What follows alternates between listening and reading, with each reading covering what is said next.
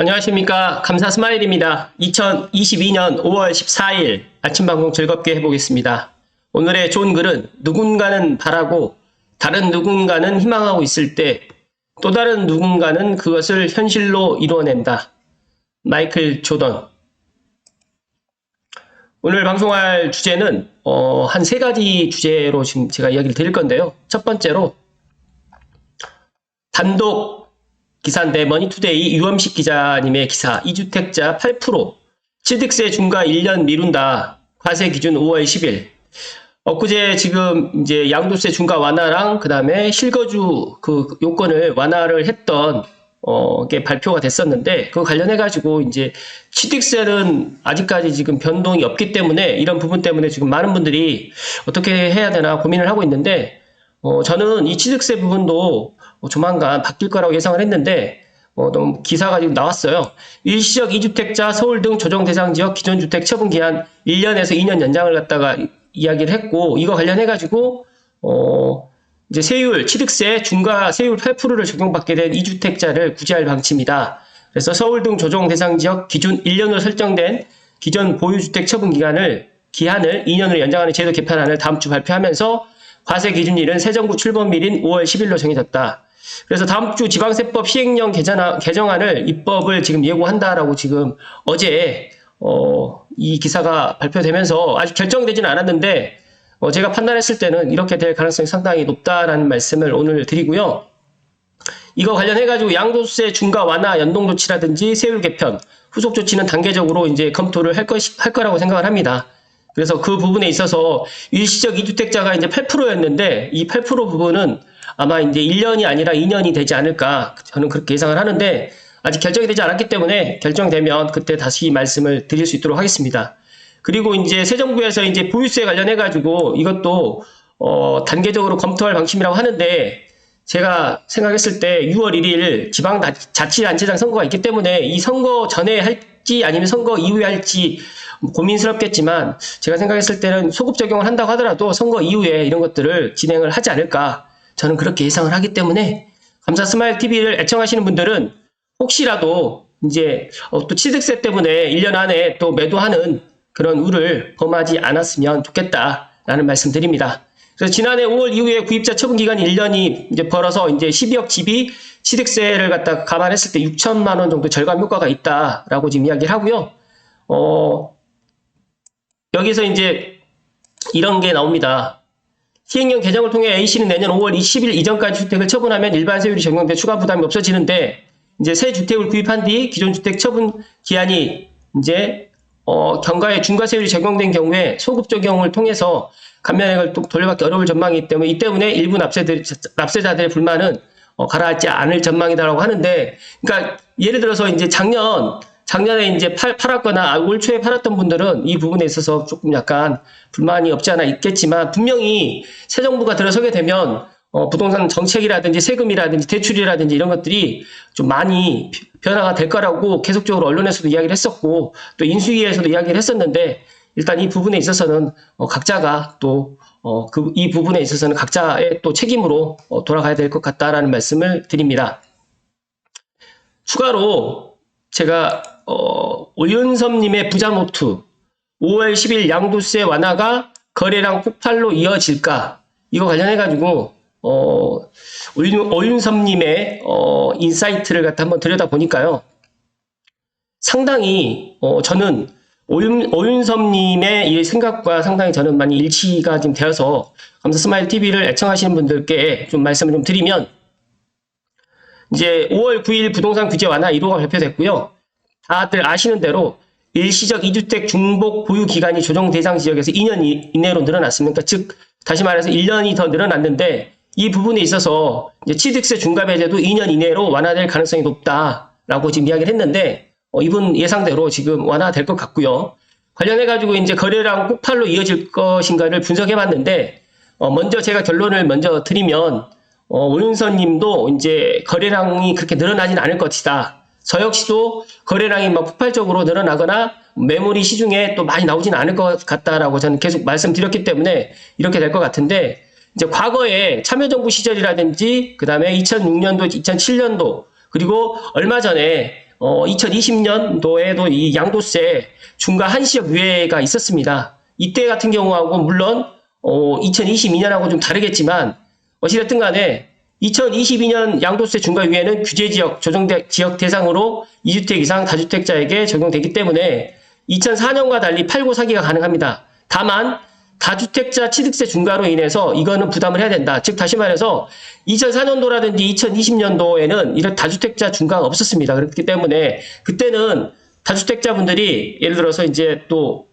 쉽게 말해가지고 매수를 많이 했었는데 지금은 이 취득세 부담 때문에 조금 매수를 하는 게 좀 부담이 됩니다. 그렇기 때문에 그렇게 많이 하지 않고 매도를 하고 난 이후에 이제 매수를 갖다 할 것이다 라고도 그렇게 전망을 했는데 이 부분에 있어서 오윤선 님께서는 또 어떤 이야기를 또 하셨냐면 이제 본인이 이제 예를 들어서 이제 지금 1년이 유예가 됐기 때문에 이 1년 유예됐던 거를 급하게 팔지는 않고 가지고 가고 있고 좀 똘똘한 거는 좀 늦게 지금 매도를 갖다 하지 않을까 그렇게 예상을 했습니다. 그래서 5월 10일 단행된 양도세 완화 조치로 매물량이 늘어나서 새 정부의 희망대로 집값 하향 안정화에 기여하지는 않을 것이다 라고 이야기를 합니다.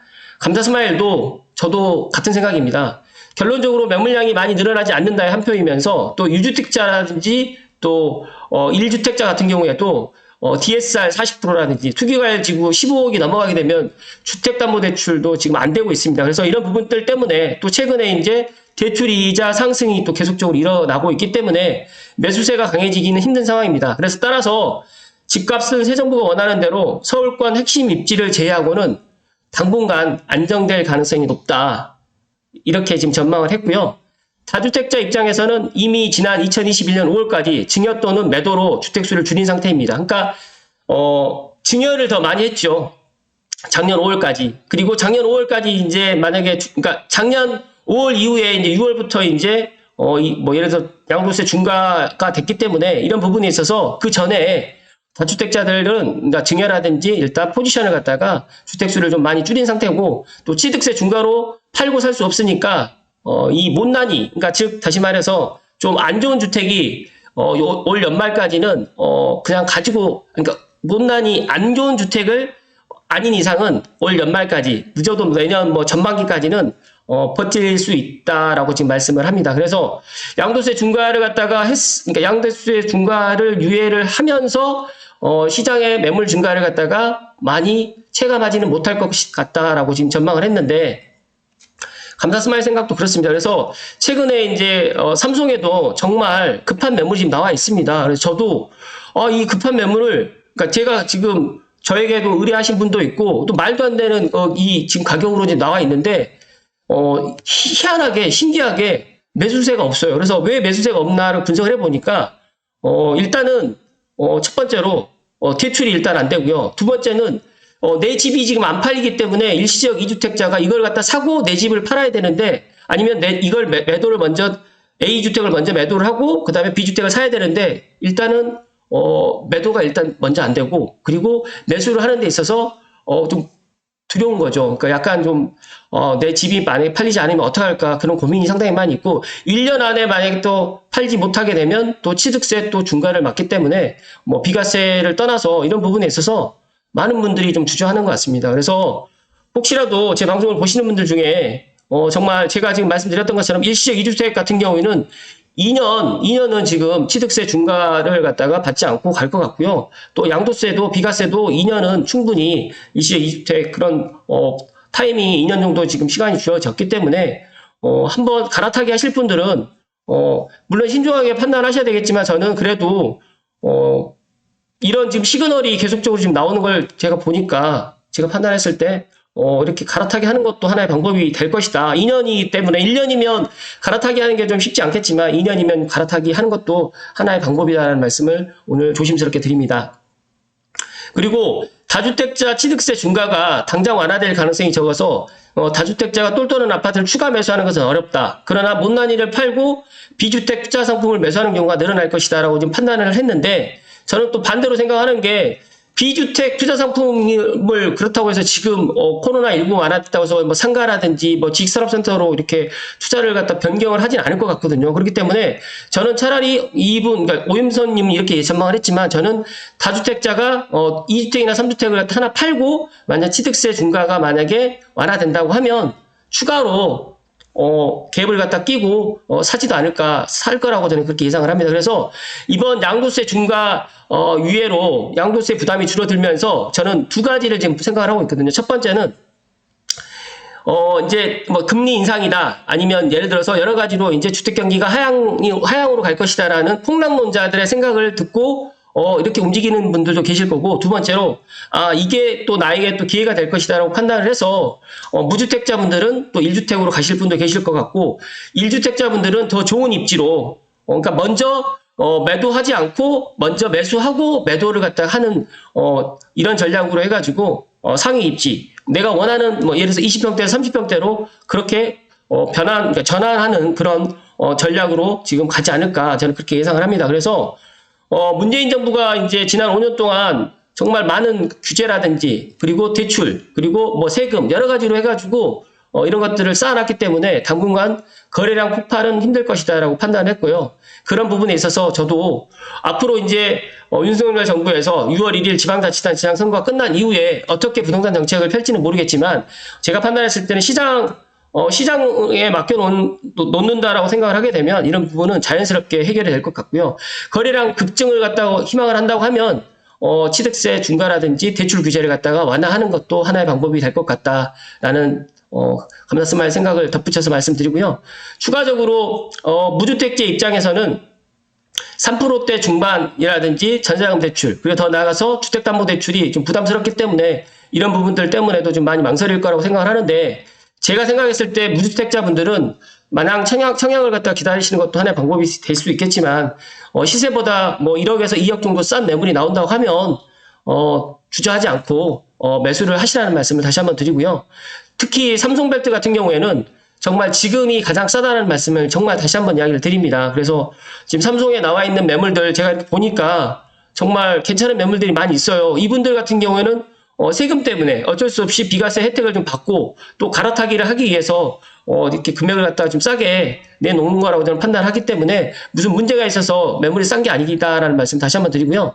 5월 10일 이후에 매물량이 급증하고 무주택자 매매 수요라든지 유주택자 교체 수요가 부진할 경우에 2004년처럼 거래가 부진하면서 매매가는 약보합세를 보일 가능성이 높다라고 전망했지만, 반대로 양도세 중과 유예 기간 동안 시장 참여자들이 처한 입장에서 보면 다주택자는 집값 상승을 기대하면서 좀처럼 매도 호가를 내리지 않을 것이다. 그리고 6월 1일 날 뭐 재산세라든지 종합부동산세가 결정이 되면서 어떻게 보면 차라리 올해는 이렇게 한번 지켜보자라고 생각하시는 분들이 더 많을 것 같다는 말씀 드리고요.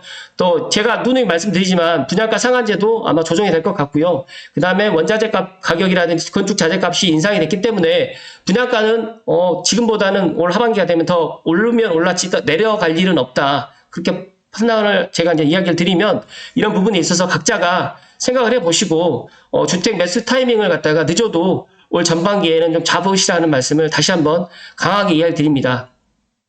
결론을 내리셨는데, 무주택자들은 늘어난 매물량으로 가격 하락을 기대하며 전세값이 급등하지 않은 한 급매가 아니라면 매수에 소구적일 것이고, 어느 순간 거래량이 폭발하려면 다주택자 취득세 완화라든지 주택담보대출 규제 완화가 절실하다는 이야기를 하셨습니다. 그래서 저는 5월 10일 이후에 양도세 중과 완화가 된다고 하더라도 거래량이 폭발? 아니, 거래량이 정말 몇 배로 늘어나지는 않겠다라고 저는 예상을 했지만, 올 하반기가 된다고 하면 이제 뭐 여러 가지 상황이 또 달라질 수가 있고요. 또 새로운 정부에서 또 부동산 정책이 아직 나오지 않았기 때문에 이런 것들을 보면서 또 시장이 움직일 수도 있다라고 저는 조심스럽게 전망을 합니다.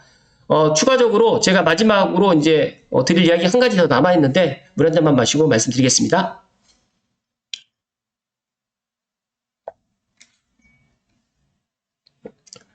많은 분들이 지축센터 가든 저에게도 많이 물어보시는데, 지축센터 가든 관련해가지고 제가 이제 알고 있는 이야기를 한 가지 이야기 드리겠습니다.